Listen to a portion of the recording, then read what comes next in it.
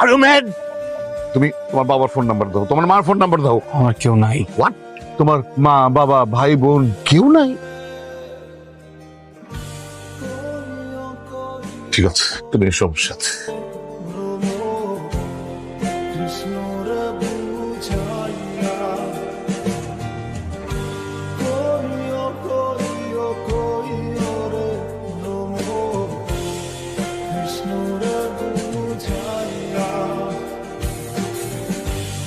ও হচ্ছে সন্দেশ, তোমাদের সবার নতুন ক্লাসমেট, নতুন বন্ধু।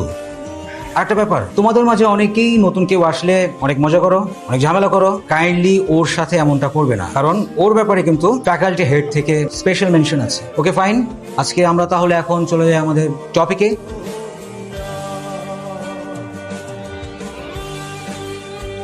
শাহেদ, তোমাকে কোনোভাবেই ফোনে পাচ্ছি না। আমার আগামীকাল সেমিস্টার ফি জমা দেওয়ার লাস্ট ডেট। আমার কাছে হাত খরচের টাকাটাও নেই। তুমি প্লিজ কিছু একটা করো, আর ফ্রি হয়ে আমাকে একটু কল দাও please. Sir sir please sir sir একটা সুযোগ দেন। আমার বাবা খুব অসুস্থ স্যার, বাড়ি থেকে এখনো টাকা পাঠায়নি। বাবার ট্রিটমেন্টে প্রচুর টাকা লাগছে স্যার। স্যার একটু বুঝেন স্যার, স্যার প্লিজ।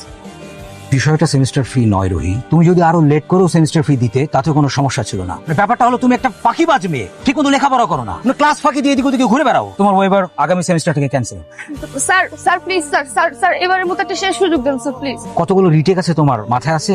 লেখাপড়াটা ঠিক মতো করো। এবারের মতো তোমার সেমিস্টার ফি সাবের কল্যাণ ট্রাস্ট থেকে অ্যাডজাস্ট করা হয়েছে, ব্যাপারটা মাথায় রেখো। তবে এটা কিন্তু তোমার শেষ চান্স। জি sir, sir thank you.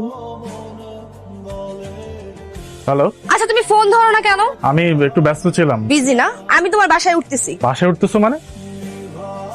Ruhi, বাসায় এসো না, আমি বলতেছি ঝামেলা হয়ে যাবে, বাবা আছে। আচ্ছা আমি কি পারমিশন তোমার কাছ থেকে নিব? হ্যাঁ, তোমাকে আমি এতদিন বলি নাই বিয়ের জন্য? করছো? করতে পারো নাই। আমি এখন তোমার বাবার সাথে কথা বলবো। আমি উপরে আসতেছি। রুহি, রুহি বাসায় এসো না।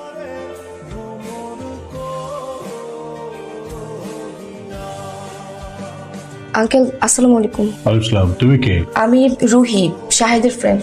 ও আচ্ছা আচ্ছা, এসো এসো, বসো।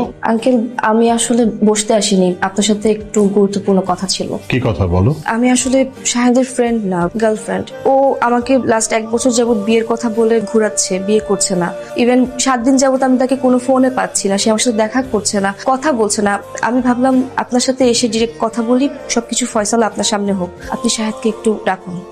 শাহেদ, আমি এসব কি শুনছি? বাবা কুল ডাউন, আমি সব এক্সপ্লেন করছি।